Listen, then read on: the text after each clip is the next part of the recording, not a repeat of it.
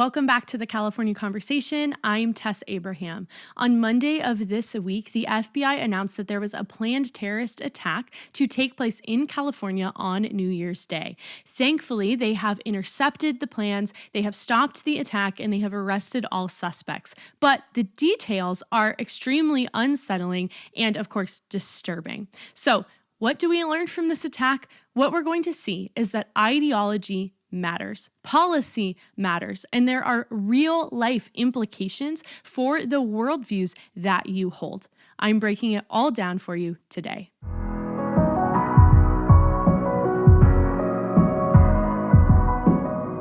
Now, I had hoped to be talking about something far more fun with Christmas coming up next week, but I could not ignore the horrific planned terrorist attack that was going to take place in our own beloved California. If you have not heard what happened, on Monday of this week, the FBI announced that there were 4 suspects who were arrested in connection with a planned bombing attack that was going to take place on New Year's Day. What the plan had been was that they were going to build 5 IEDs. They were going to plant them in backpacks in specific locations in Los Angeles and in Orange County, so specifically in Southern California, and then they were going to detonate them at the same time right as the clock struck midnight on New Year's Eve, so right as we ushered in the new year. Thankfully, as I mentioned, all suspects have been arrested. They are in custody. They are facing charges of conspiracy as well as having a weapon that was not registered, and so they could face up to from 5 to 15 years in federal prison. However, we need to recognize that this was not just some random act of violence or extremism. This was rooted specifically in ideology. And so we need to understand what that ideology is and how it led us to this point. So the group that is behind this attack is known as the Turtle Island Liberation Front. And in a minute, we will get to what that means because the name sounds kind of weird, but it's actually very purposeful.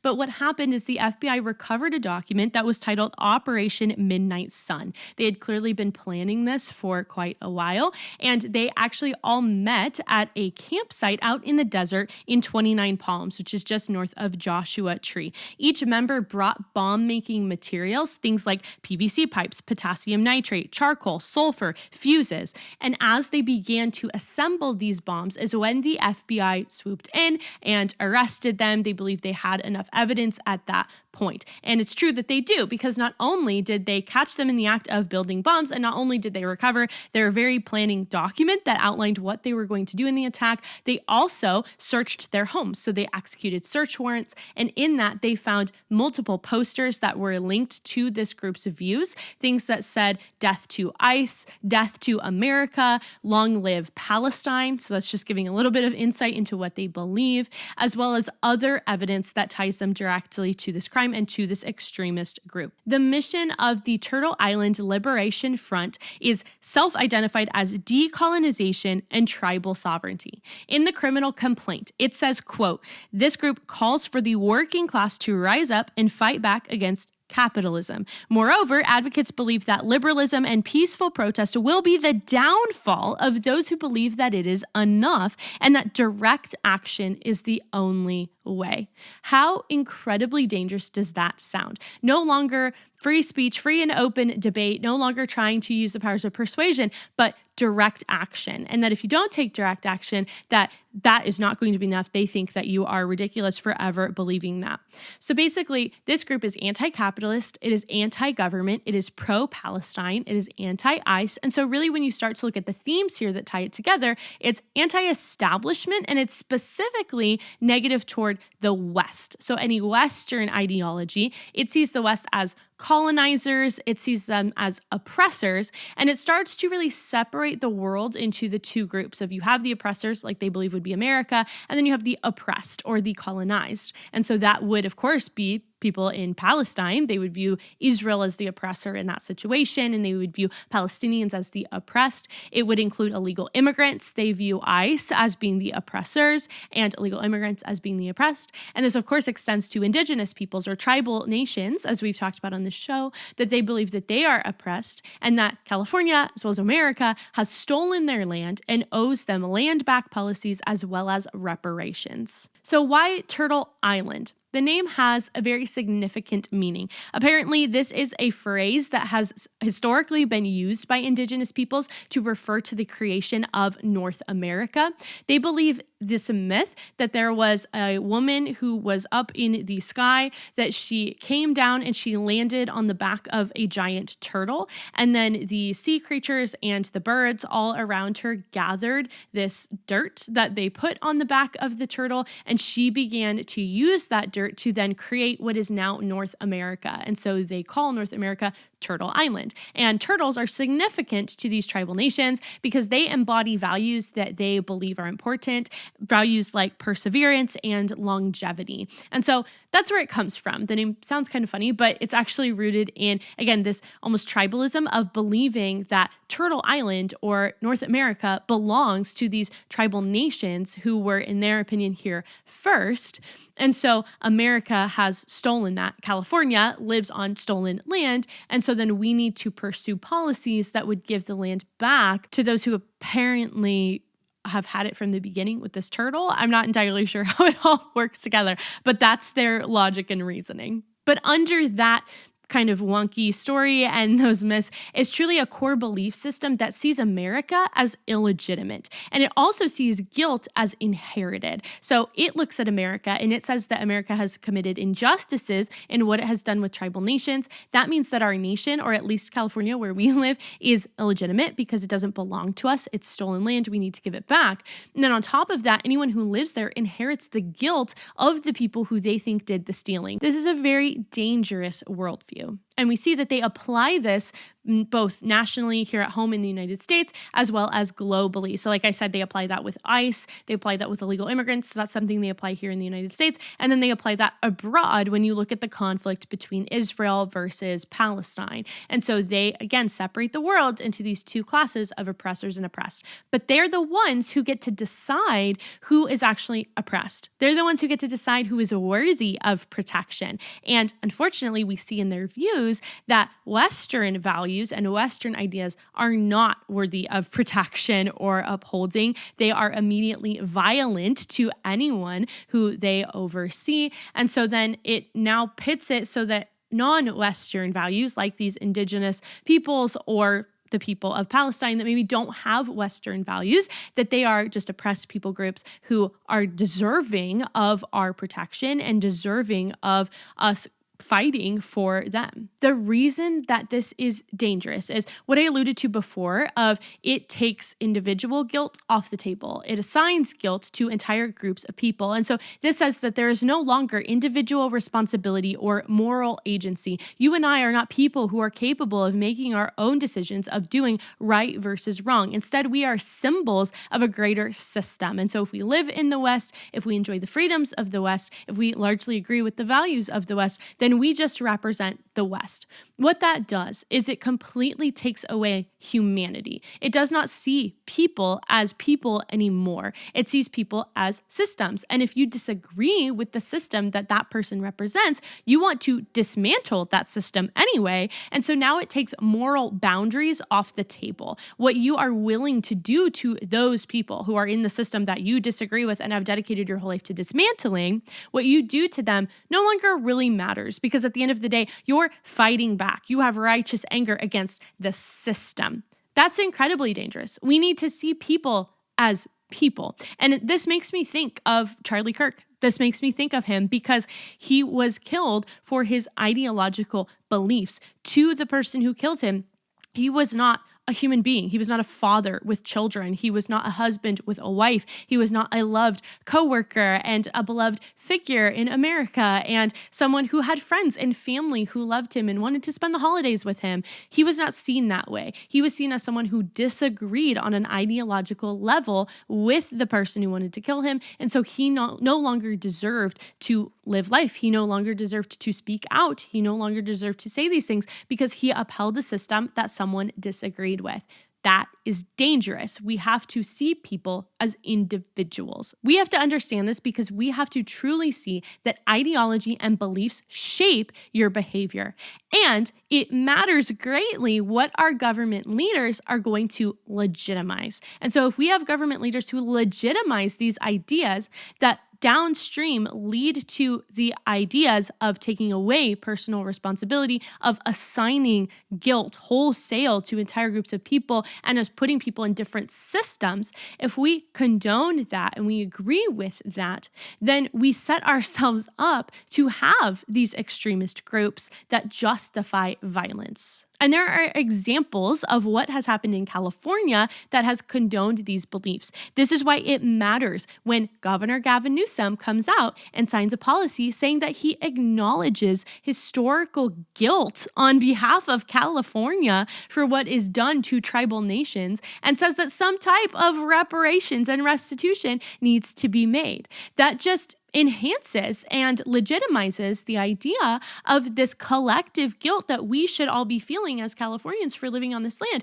even though we are not the ones who showed up and took it from someone, and we are not the ones who are continuing or perpetuating harm as they say that we are. This also takes away, again, some type of personal responsibility to create your own life and to use the legal system to your own advantage when real wrong has been committed against you. And instead, it says that the government as a whole should just pass a policy that says, yes, we need to give land back and we need to create reparations for wrongs that were done hundreds of years ago that you and I were not individually involved in. This is also why it matters when our state pushes soft forms of socialism. Think of free healthcare, universal housing. There's quite a few things that California does that is socialistic. And this matters because this pushes an ideology. This legitimizes the idea that the state is your provider, that the state is going to take care of everyone, that social welfare is king, that is the most compassionate type of solution, when in reality, we know that it doesn't actually work.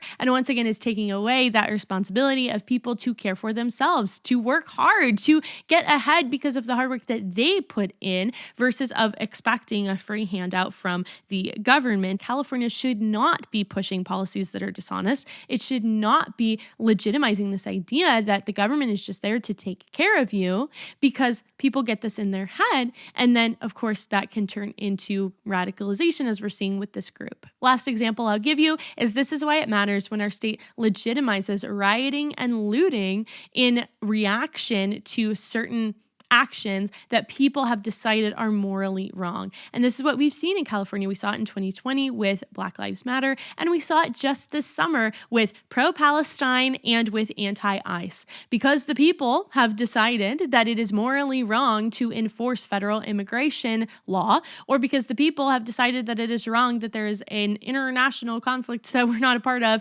that is taking place and that they side with Palestine, then they think that it's okay to go out in the street and set flags on fire, which we saw happen, to take bricks to store windows that are hurting shopkeepers, to be all around violent, and then to require having to call in the National Guard to quell the violence and to actually bring down the fever pitch that we are at.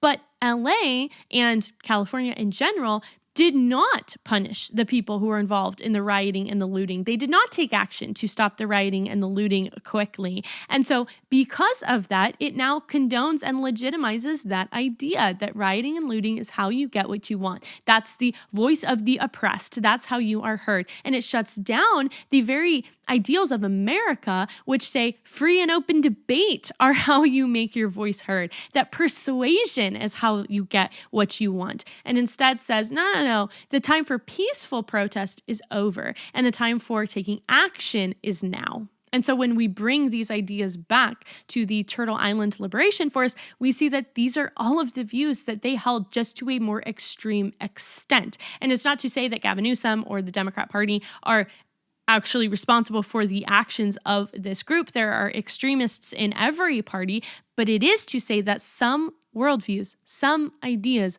lead to violence more inherently than others. Not all worldviews are morally equivalent. They're not all just the same, and it just depends. Okay, there are worldviews that lead to violence inherently. And when you start to say these things of like America is guilty of oppression of certain people groups, and that capitalism is oppressive for people groups, and that welfare is what is most just, then you are going to start seeing people who rally against what America is, because America is not those things. Healthy societies need moral boundaries. We need to seek ideas that only lead towards seeing people as human beings who are worthy of who have inherent worth and dignity and are worthy of being seen in that way.